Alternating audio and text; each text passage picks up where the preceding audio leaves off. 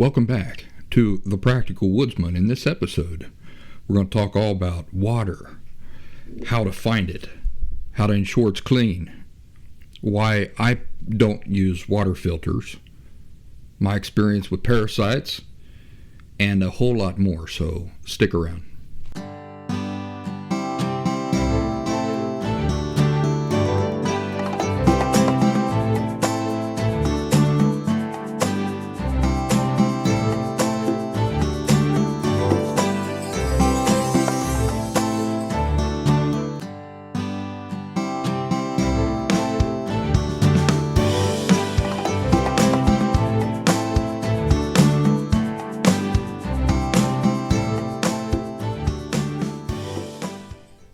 Welcome back, everybody, to the Practical Woodsman podcast.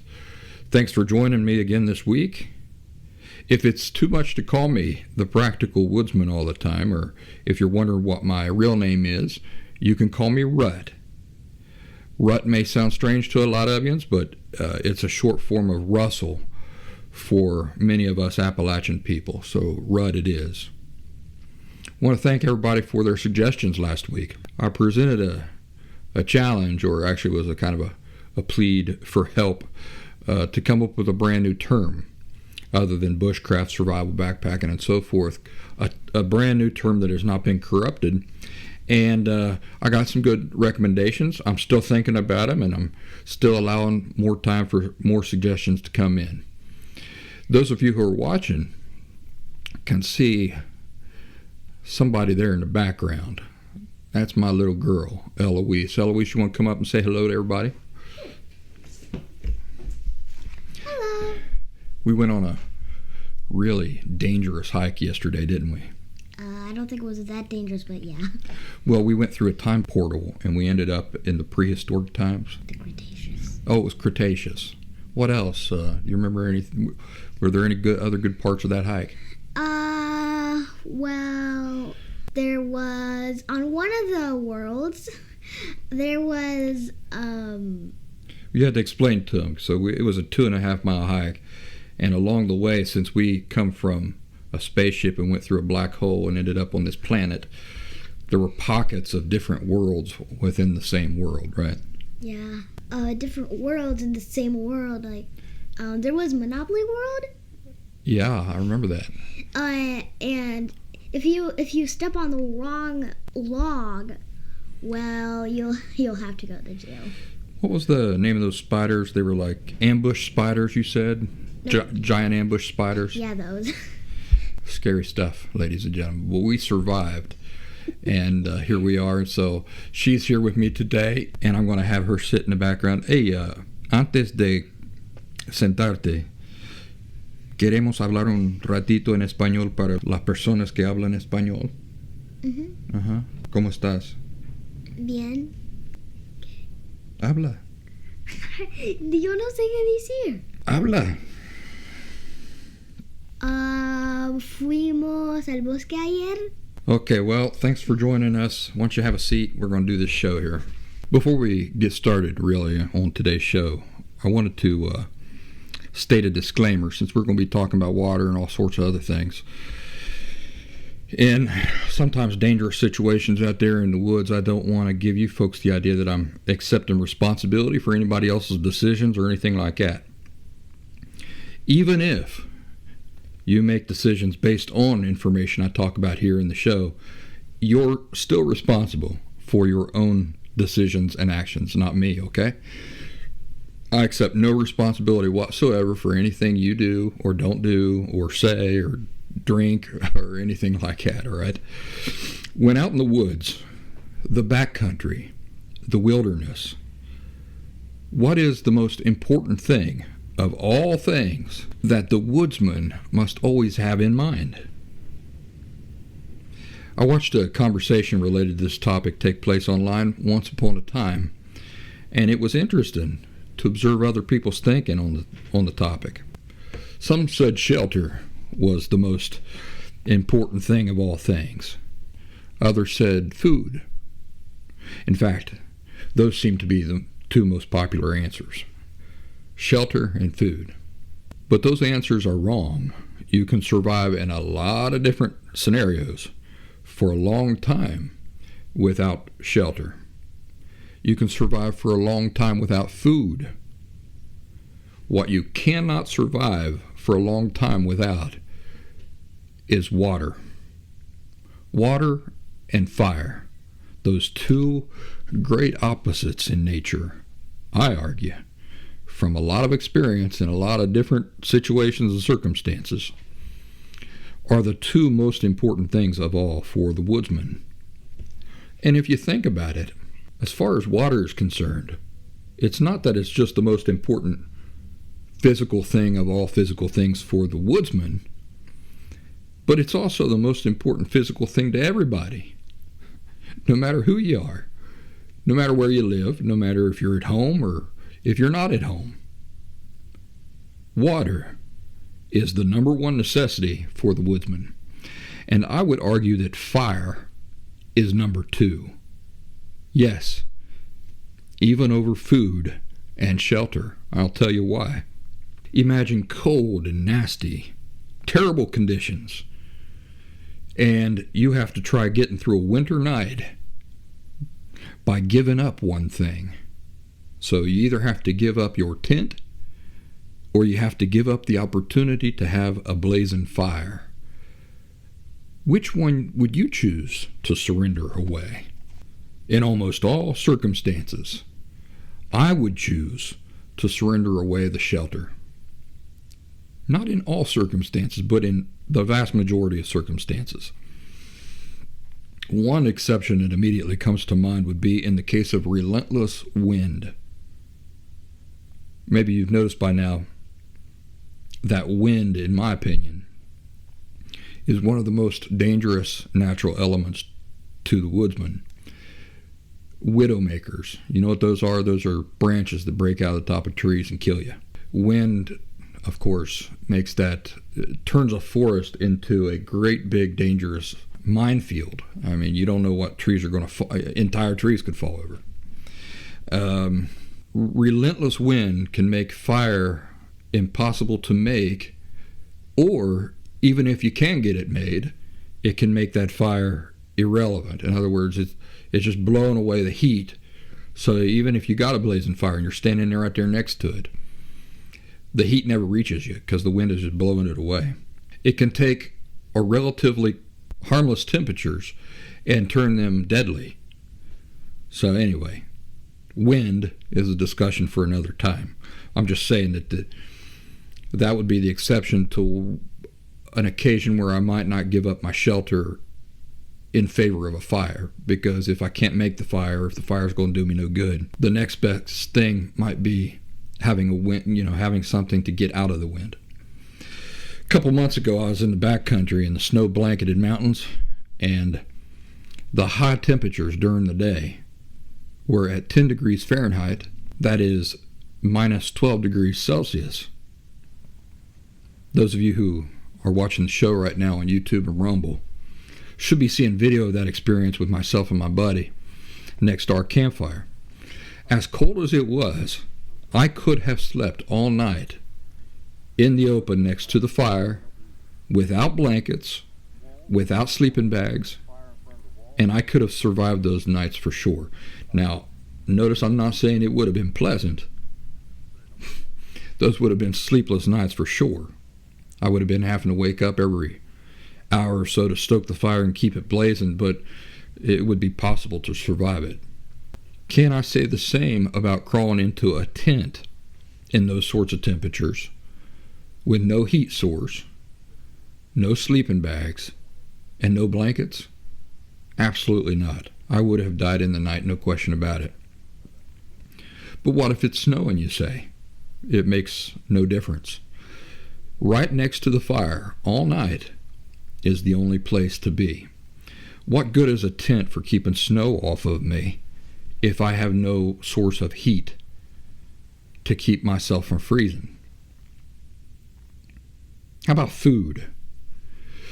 Well, I can survive about 3 weeks without food. 3 to 4 weeks. Now notice I'm not saying that those are going to be a pleasant or easy 3 weeks.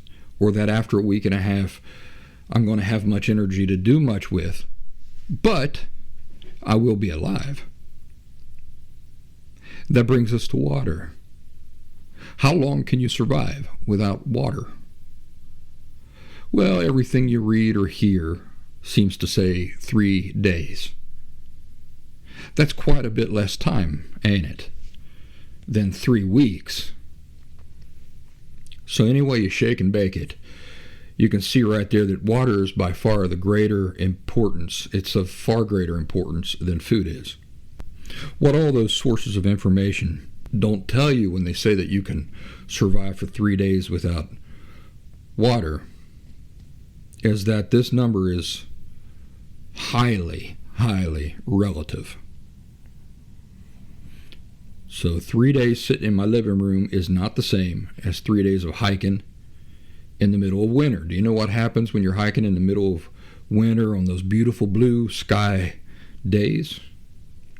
What happens is that there's very little moisture in the air, and every breath you take is dehydrating you because the moisture from your body is coming out in your breath. A person gets dehydrated very easily in those sorts of conditions in the cold.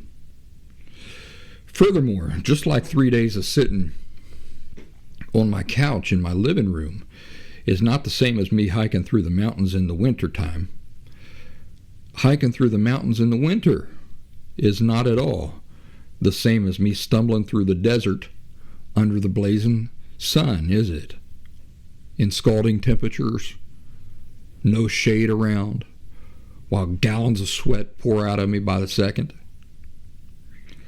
So, it's something to bear in mind. When you hear somebody say that you can survive 3 days without water, this is most likely a very generous estimate. That is, assuming perfect conditions, such as you sitting in your living room. And what are the chances of that? Do I have any first-hand experience of going without water in the wilderness? And can I tell you what the experience was like? Yes, I do, and yes, I can.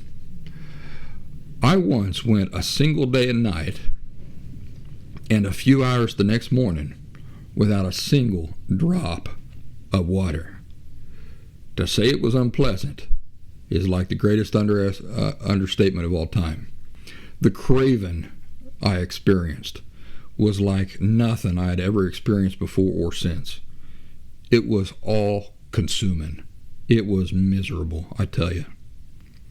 This was on a journey across a mountain, so along like the spine of a mountain at the peak in the middle of winter. And because it was in the middle of winter, at the end of the day I still had to work to set up camp and keep a fire going that night, but I'll tell you what, the indescribable thirst made those things infinitely more difficult than they had to be. I had a pounding headache that made clear thought almost impossible. I got to a point where I just had no patience whatsoever. I remember that very clearly. Bending over to tie my boot, had no patience for it. It was just everything was a tremendous burden.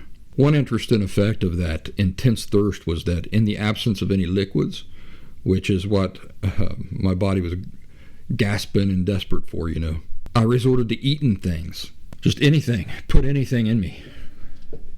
And it's crazy to think about. I'm thirsty. I'm not hungry at all. I'm thirsty. But there's nothing to drink. So my body just compels me to do anything to try to relieve that thirst. And so I remember eating a bagel. It was frozen solid, so I had to thaw it out over my fire, kind of toasted it over my fire just to get it thawed out so that I could eat it. I remember eating that bagel. It just made the thirst worse. It didn't help, but I was compelled to do it anyway because of the thirst was that intense. Without a doubt, that was one of the most unpleasant experiences of my life. So I tell that story to help paint the reality of what this supposed 3 days that you always hear about, that 3 days that you can survive without water. My story should give you an idea of what the reality of that would be like. By the end of the second day, you might still be alive, but you most certainly won't be skipping around singing Yankee Doodle Dandy and firing on all cylinders. By that point, your will to live might be gone, or definitely greatly diminished. And that's just as dangerous as anything else, wouldn't you say? So yes, it is water that is the greatest consideration for the woodsman. For myself, the most important part of studying a map and making plans to go into the wilderness or the backcountry is to get a sense of where reliable water is or might be, and then to plan my excursion accordingly. For each night I plan to be at, I plan my camps as near to water as possible. The reason for this is that once I stop traveling for the day, I want my travel to be done. I don't want to have to travel more for water. I want the water to be right there, and I want a limitless supply of it for the entire night.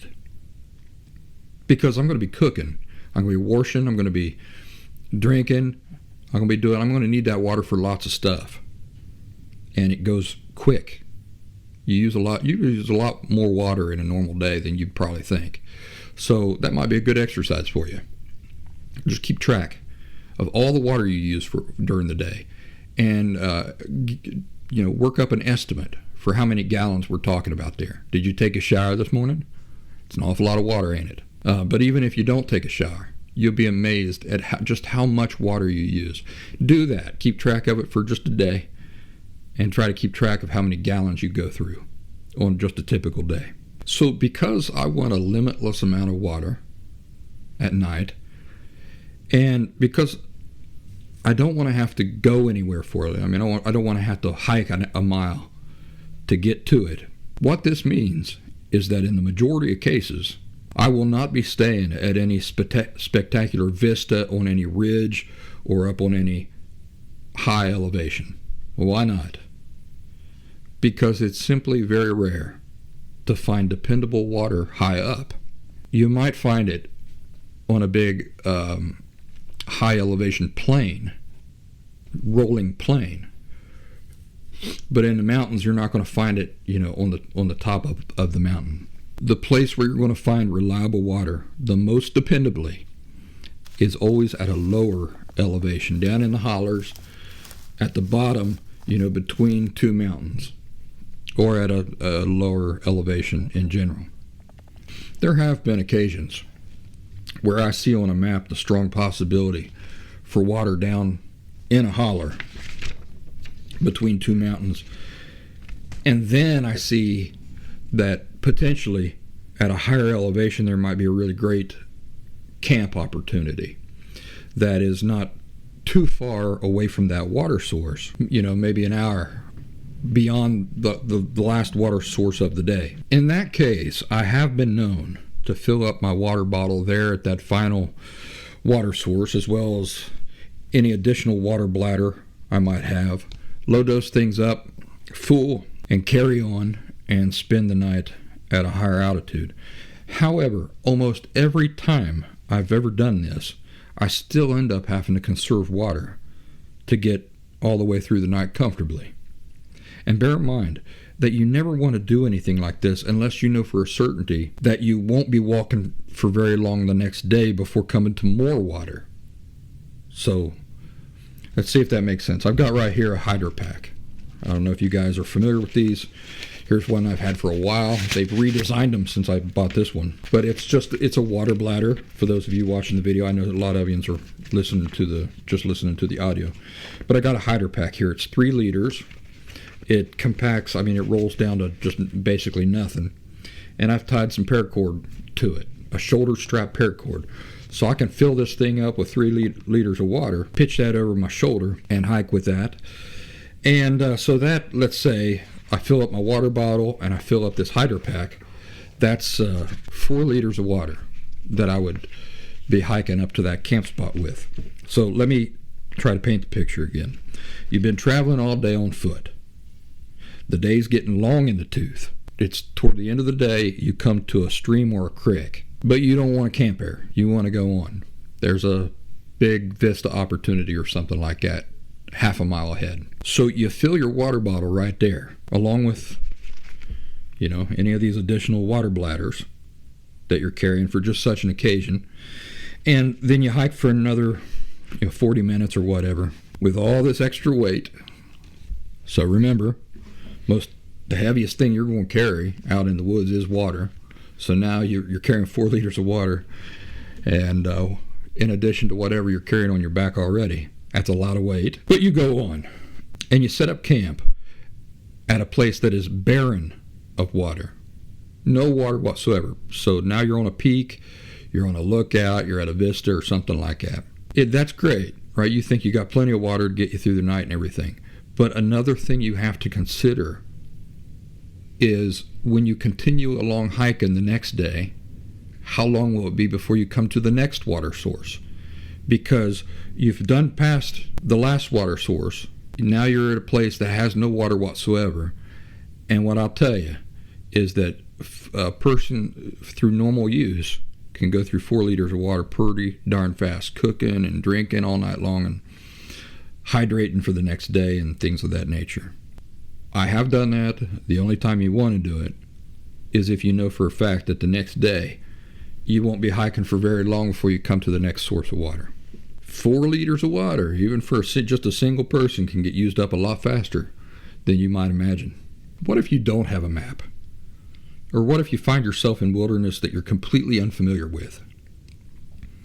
How do you find water in that case? Well, you should always have studied a topographical map. If you don't have a topographical map with you, you should have studied one before you went out, always. And you should have a couple with you. I don't carry just one topo map. I carry at least 2, sometimes 3. I want redundancies built into my system. And I will waterproof those by folding them up and putting them in sandwich bags and sealing the sandwich bags, sometimes double, triple sandwich bags. So you should always be researching beforehand any area that you're going to go into. You want to be familiar with the layout of the area all around you, the way the mountains and the hollers run, the way they lie in relation to one another, the major roads or towns to the north, south, east, and west of you, major rivers, so on and so forth.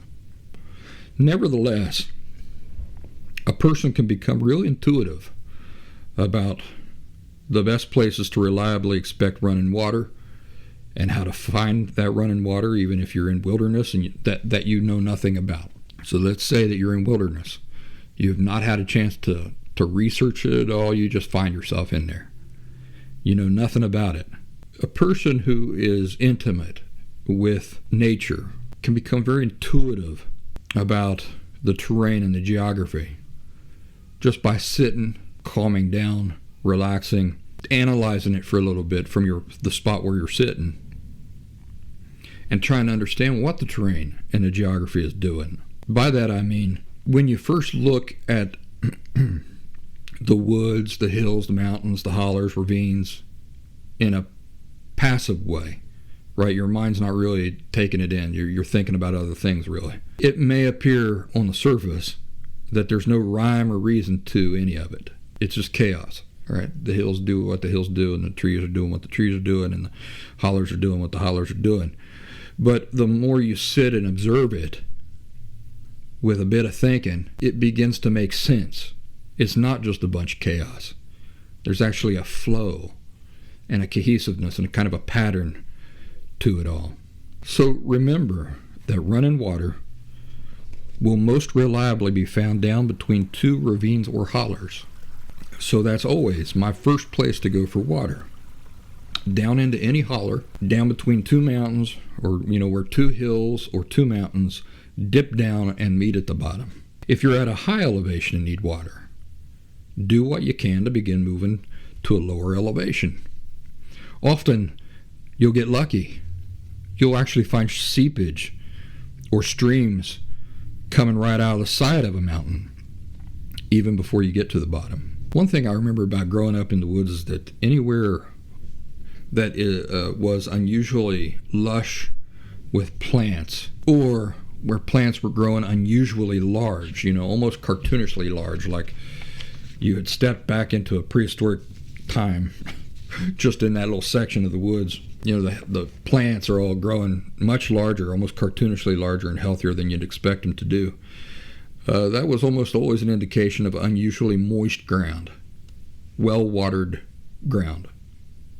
Remember the story I told earlier about going a day and a half without water? Are you wondering if Rutt claims to have such an intuition for finding water, why did he find himself so desperate for water on that occasion? Well, it weren't because I didn't know where water was. I knew where there would be water. I just wasn't willing to do what I had to do to go down and get it. Remember, we were following along the spine or the top of a mountain ridge. Very long, very tall mountain. In order to get water, I'd have had to descend the side of that mountain thousands of feet to get the water. And then, in order to not put myself out, by 30, 40 miles, I'd had to turn around and climb the thousands of feet right back up to the ridge, and I was already exhausted. And I knew that where we were at on the ridge was bringing us very close to civilization. So I just wasn't willing to put myself through that torture. I was already exhausted. I was not willing to go down the mountain. But I knew that by going down the mountain, water would be down there. Just wasn't willing to do it. Would have been quite different if I had been totally lost. I would have dropped down the side of that mountain in a New York minute, and then I would have followed the ravine. I would have followed water down at the bottom of that ravine. Like I say, the place where we set camp for that night of misery placed us about I'd reckon a 2-hour hike from getting out of the wilderness the next day by continuing along the spine of that mountain range. And so going thirsty for that night seemed the lesser of the two evils. Let's talk about water filters. In the vast majority of circumstances these days, I do not carry water filters at all. Not at all. For those of you who have been following me from the beginning, you'll remember that back at the beginning I kind of gave you the skinny on my background. I'm from Appalachia, Central Appalachia in the United States. And I grew up in the Appalachian woods. And throughout my entire childhood, we drank from just the streams back in the woods. Because what would happen is that we lived on so many acres. I mean, you had probably thousands of acres, many thousands of acres of wilderness. And so as kids, we'd get so far back out into the woods, even when our parents would be screaming at the top of their lungs for us to come home, we'd be too far away to hear them. That's regularly how far back we would get into the woods, where we couldn't even hear our parents yelling for us to come home when it started getting dark or whatever. And, we didn't carry any gear with us. The Swiss Army knife was what I had. Swiss Army knife is what I've always carried my entire life. But as far as cooking gear and all that stuff and any other equipment, filters, iodine tablets, nothing like that. We completely relied on the woods. And part of that reliance was just drinking the water that was there. So we would find moving streams, and I grew up my entire life drinking out of those streams. So that's my background. There was a period, a couple of years, around 2008, 2009, when I was really beginning to get into backpacking in other regions and other states and, exploring other bodies of forest. When I bought filters, I started buying filters and I started using them. Mostly because when you look at the backpacking magazines and stuff, they tell you got to have it, don't they? Everybody tells you how terrified you should be of getting giardia and all sorts of other parasites, right? What would you do if you were the manufacturer of a water filter? Well, you'd create fear. You'd create a reason why people should spend $100 on your product, right? And I think that's what these water filter companies are doing. They're taking something that is a very low risk, if you know what you got to know how to recognize clean water from not clean water, but very low risk, and they're amplifying greatly the danger and implanting all kinds of worries and fantasies in your mind about just how necessary it is for you to have a water filter. Why would they do that? Because they want you to buy their water filter. So there come a time after about 2008, 2009, I was buying them for about 2 years. And I started thinking back to my whole life growing up. How it was never a problem. Never got sick. Never had parasites. It was never a concern. It didn't become a concern until I started allowing myself to be influenced by big business. Backpacker magazine.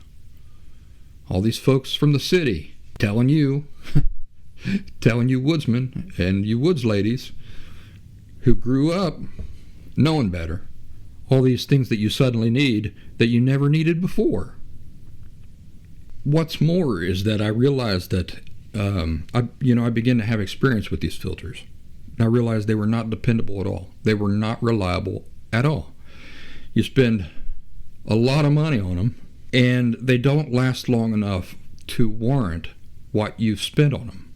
I have right here. I've got a Katahdin. I know that you folks out there in New England, you don't say Katahdin, you say something else, but you pronounce it differently, but I can't remember how that pronunciation is. But here I have a Katahdin water filter. I've even stuck a coffee filter there on the bottom of the filter to keep sediment out, but I've never used it. This is one of those pump styles, so I remember, again, I know that some people are just listening to this and not watching, but I'm showing right now this Katahdin water filter that I've never used. It's got a pump. You stick one side down into the water, you stick the other tube down into your water bottle, and you pump it, and it filters water. It works great for about 5 times. It doesn't matter how clear the water appears to be that you are filtering. There's sediment in it. When you're filtering water out of a creek or a stream or something like that, there's very fine sediment in the water, minerals, nutrients, stuff like that are good for you, by the way. Yes, the sediment and the minerals are good for you, and you're filtering those out. Now, let's say that there is something bad in the water. Well, you're filtering that out too, and that's great.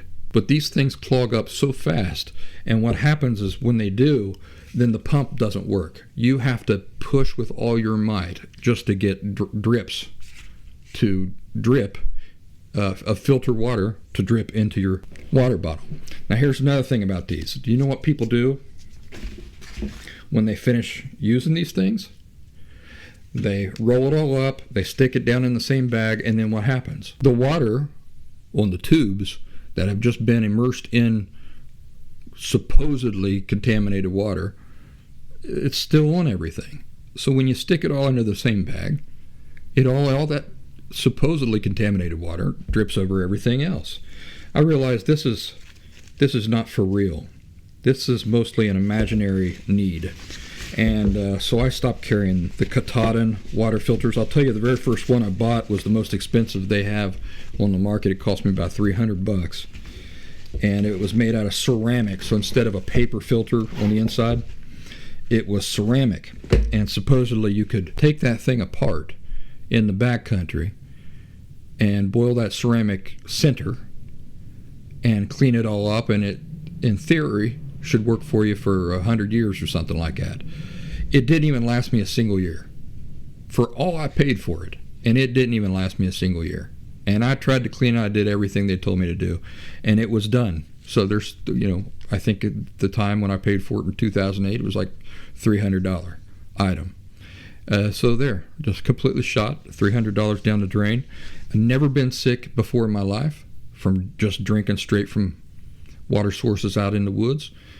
And here I got the idea that they must know, and so that must be something I need all of a sudden. Bought it, and that was $300 down the drain. Right here, I have a Grail mug. Now, this is another item that I was so excited about when I first learned about them. And again, those of you who are just listening, let me describe what I'm showing everybody. It's a mug, but on the inside of the mug, you twist it and pull it up, and it's got a filter on the inside. So it's like a two-piece thing. So it's got this reservoir bottom. It just looks like a cup. And then it's got a second reservoir that you push down into the outer reservoir. And that pushes water up into the main reservoir. Those of you who are just listening might have to watch this later to understand what I'm talking about. And that pushes water into the main reservoir, and then that filters everything. It even filters out like chemical pollution and stuff like that. These things seem great, don't they? But they have the same problem. After about, I'm going to say 10 uses, so let's say that you're out in the woods for 3 days, you're going to use it at least 10 times, right, on a 3-day trip out in the woods. And so after just a single trip, let's say 10 uses or so, the thing begins to get so clogged up that it won't filter water. That means a fairly gigantic expense for every single excursion into the woods. Unnecessarily. Commercialized and built upon an irrational and false fear that all the water out there is trying to kill you. And about this Grail, I gave this thing no hard use. I just kept this in my Jeep for emergencies. Took it out fishing one time, showed it off to my buddy. I said, hey, look at this. Scooped water right out of the lake and drank it using this Grail filter. That's the hardest I used this thing, and look, it's broken. The top is just glued on, and it just broke. So there again, $100 down the drain for a completely worthless, unnecessary filter. So it is my opinion that water filters for the Woodsman are 90% gimmick, money-making gimmick, and are unnecessary in most cases. How about live straw? That's pretty popular because it don't cost a whole lot. It costs about $5 or $10. I can't remember. Those things require so much suction to pull water through them. It's a really unpleasant experience. And because it's only about 6 or 7 inches long or so, to drink with it straight from a water source requires you to get down on your belly in the most unnatural drinking position and have your face pitched forward inches from whatever puddle you're drinking out of. It's in a really unnatural drinking position, and it's just terrible. The suction that you have to draw with your mouth to get water to flow through there is very hard, and it's not pleasant. Now, another option would be to just scoop the water up with your mug and then use the live straw out of your mug. That is a possibility. And they're very light. They're not too expensive. But again, they will jam up with sediment and those sorts of things only after, a handful of uses. So it really comes down to, is that necessary? Is that expense even necessary? It's probably great for folks who are in like third world countries where clean water is harder to come by, but not here in the United States. That reminds me of a story. It's not on my outline here, but it reminds me of it. I was backpacking, I was hiking out at Yosemite National Park in California. Remind me to tell you about that sometime, by the way. I was way up above where all the tourists stop at the falls. I walked right up on the most massive mountain lion I've ever seen in my entire life, and it was the most vulnerable I've ever felt in my life. There was nobody around. I was up there in a very high elevation alone with a buddy, and we were just walking along talking, come up into this little wooded area because most of the area up there is bald land. We come into this little patch of woods, and right there in front of us was this enormous mountain lion crouched hunting something, turned the other way, not looking at us, but turned the other way, crouched, hunting something, muscles rippling through those shoulders, and the realization that there's nothing between her and me, literally nowhere to go, was it was quite an experience. But I stuck my hand out, stopped my buddy. He didn't see her, stopped him from walking, and I just backed us out of there. Just kept my eyes on her and backed us out of there. And when we got far enough distance, I'll tell you what, my knees were clicking and clacking together like cartoon character. And that's a true story. But anyway, another story about that is going up, taking this high climb up into the top of the Yosemite Mountains, which I hated, by the way, because it was so touristy. There were 900 other people following us up on the same trail. All the signs said, don't drink the water. Don't drink the water. Well, I run my water out. And I took a look at the thing. All this water gushing down from the higher altitudes. And the water was coming down and running through these rocks. Through like miles of rocks. And I said to myself, well, that water's fine to drink. It's moving. It's clear. It's being filtered by all these rocks. I don't know why they don't want us to drink that water. I'm drinking it. And I scooped up a big bunch of that water that was coming down the Yosemite Mountains, being filtered through all those rocks. And, the 900 other people on the trail were like, what are you doing? You can't do that. I said, well, I'm doing it. No, you're going to get sick. I said, no, I'm not going to get sick. This water's fine to drink. It's all being filtered through all these rocks. And I drank and drank and drank until I was bloated on that supposedly terribly dangerous water with no ill effects whatsoever. In fact, the buddy that was with me on that hike, he finally broke down and did the same thing. Well, he says, I guess we'll find out.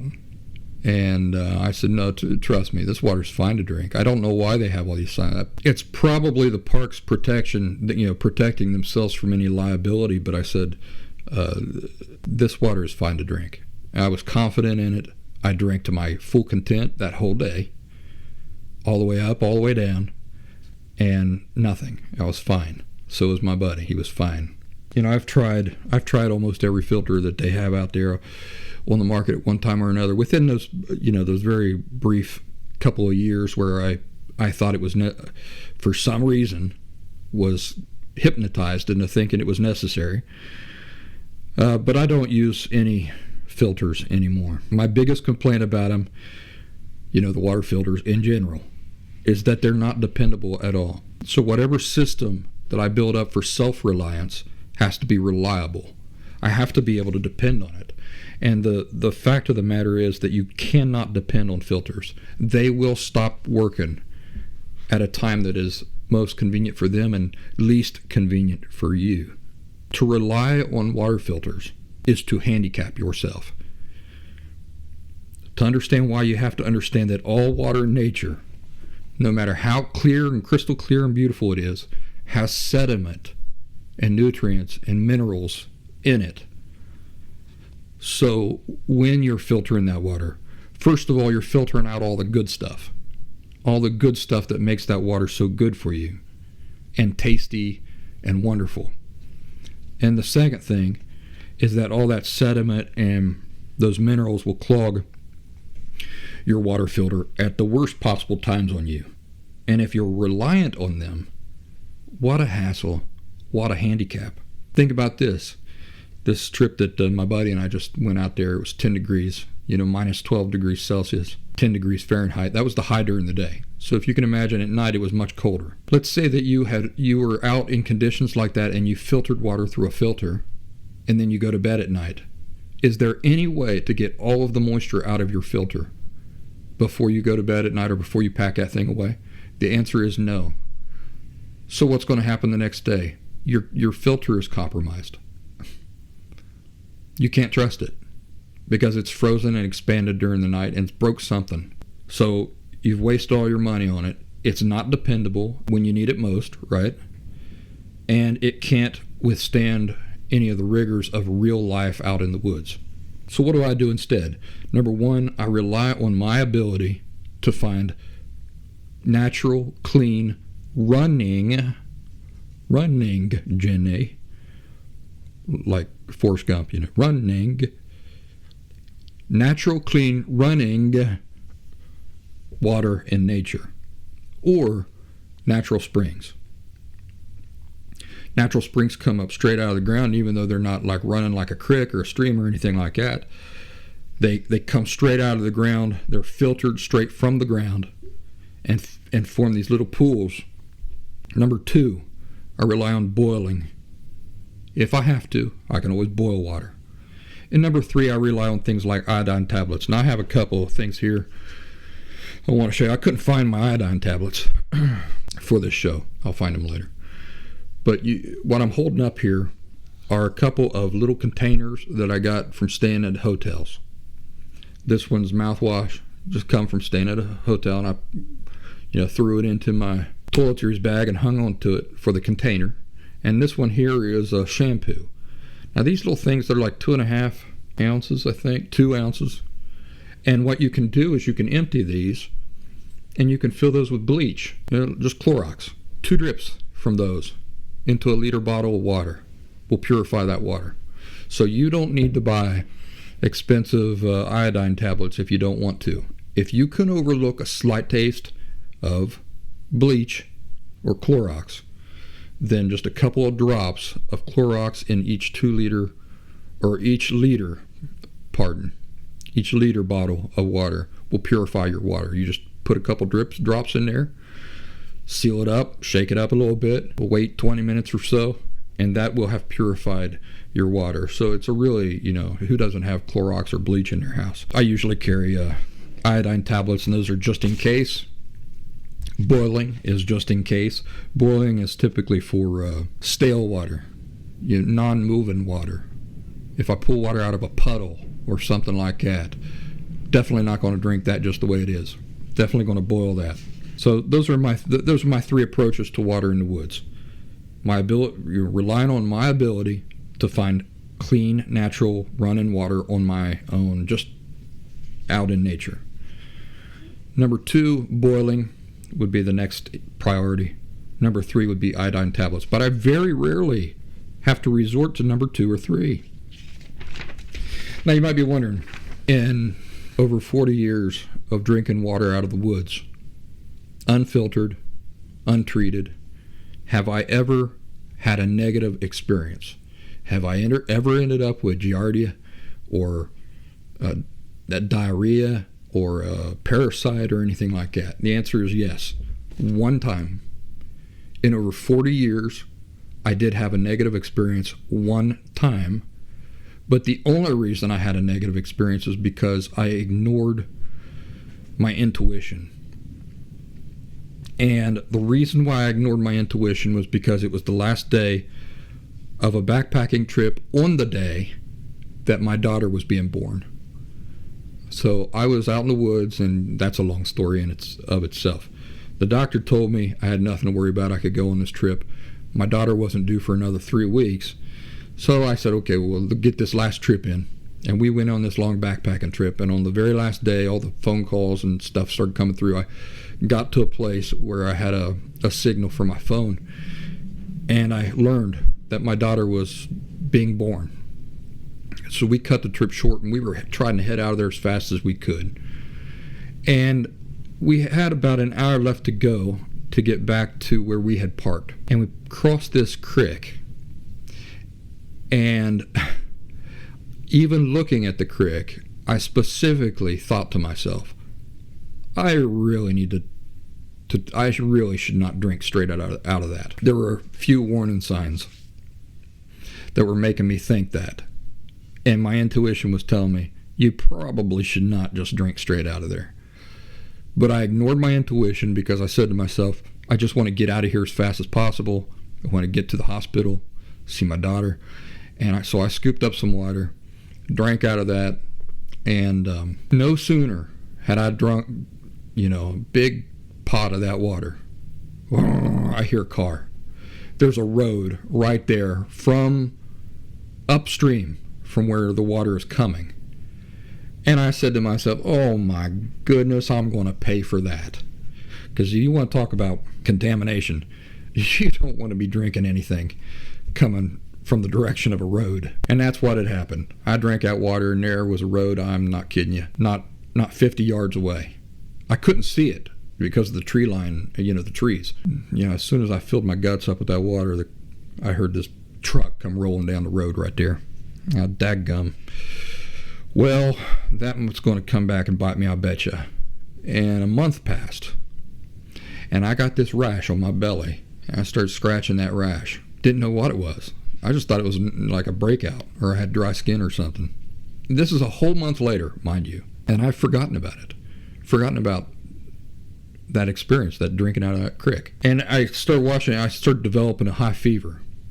And I kept waiting for myself to come down with the flu or a cold or something, and that never happened. And so I said to myself, well, what is going on here? My body's trying to fight something. Scratch as I'm scratching my belly.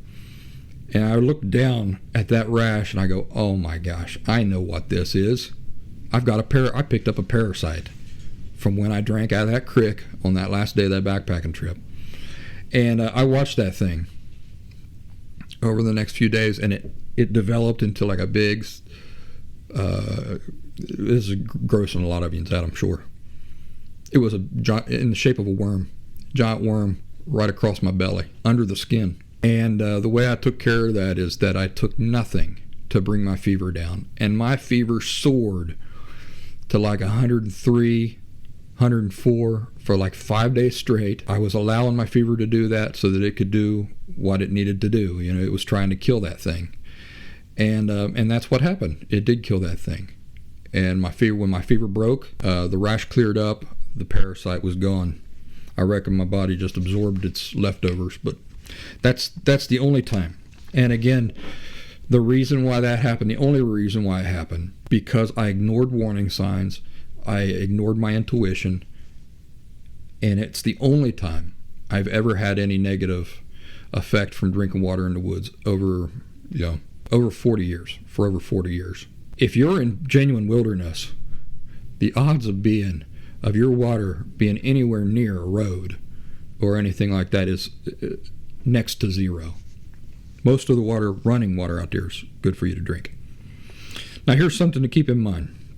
Running water has to be contaminated. So for people who are not very familiar with these things, a lot of city folk think, well, you can't just drink the water will make you sick. All the water out there is trying to kill you. It's all contaminated. It's all trying to make you sick. That's not true. The natural state of water in the wilderness is that it's clean and ready to drink. Running water.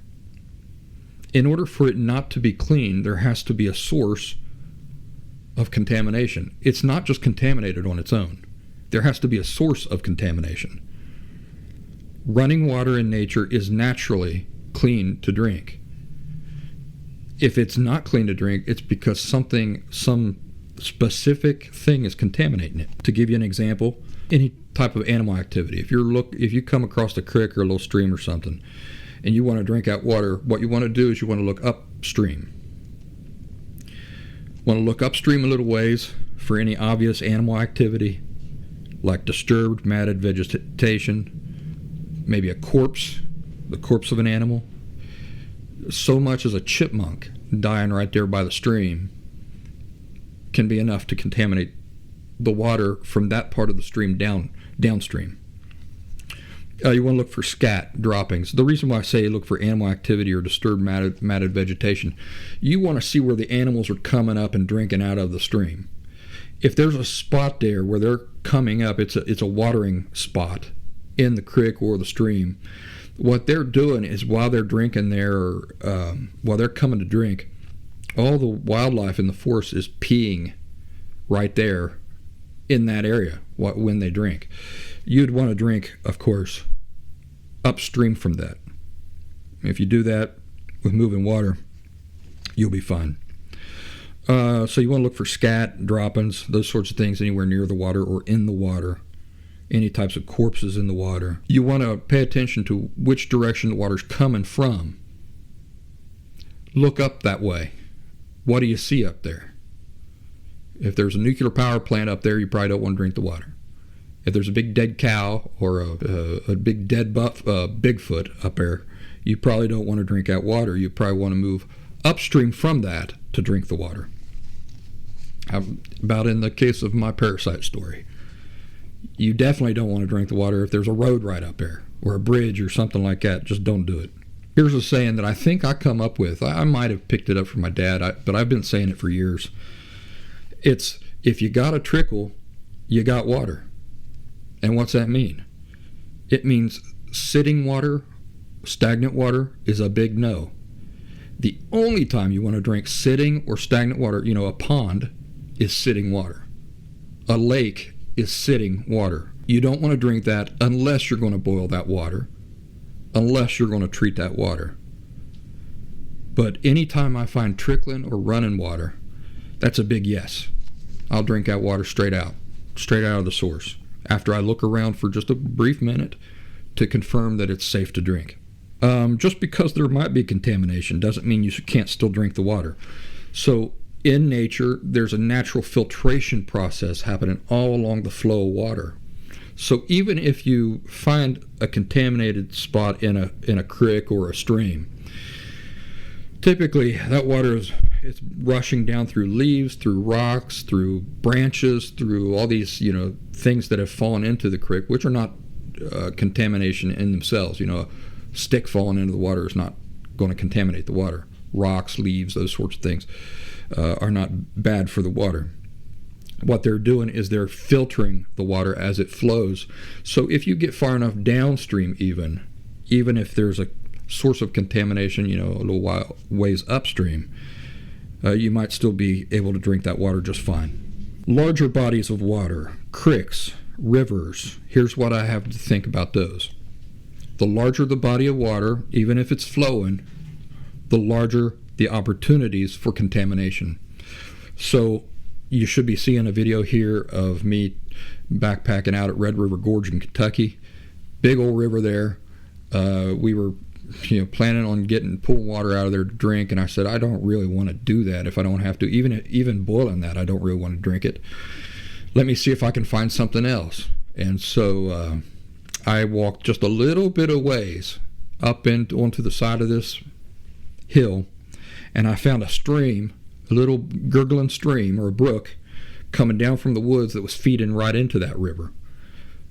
There's my water for the night. I'm always going to choose the smaller trickling source of water over the larger sources of water. Why? Larger body of water, larger opportunity for contamination. I pulled water out of that gurgling stream all night long, and that was delicious, wonderful water. Did not have to filter it, didn't have to do anything. And it was a lot clearer, a lot more delicious than anything I would have pulled out of that big old river. Even though the river also is flowing, it's not stagnant water, it's definitely flowing, but it's so large, the opportunities for contamination are also very large. Smaller streams are more reliable. And now, I should be showing you right now and narrating for you this hike that I took with my daughter yesterday, and we stopped and I took some video, some water to demonstrate what I'm talking about. In this video, you should be seeing a large body of water, a creek. That water's flowing. I would not preferably drink out of that water. Even boiling it, I wouldn't prefer drinking out of that water because it's not going to taste as good. It's a larger body of water. There's larger opportunities for contamination. Now, if you'll notice here in this video that you should be seeing now, there is a much smaller stream that is feeding into the creek. What do you notice about it? Much clearer, isn't it? Much more appealing. It's almost crystal clear, that water. It's got a nice flow to it. I look up the stream to check to see where it's coming from. Okay, it's coming from pure wilderness.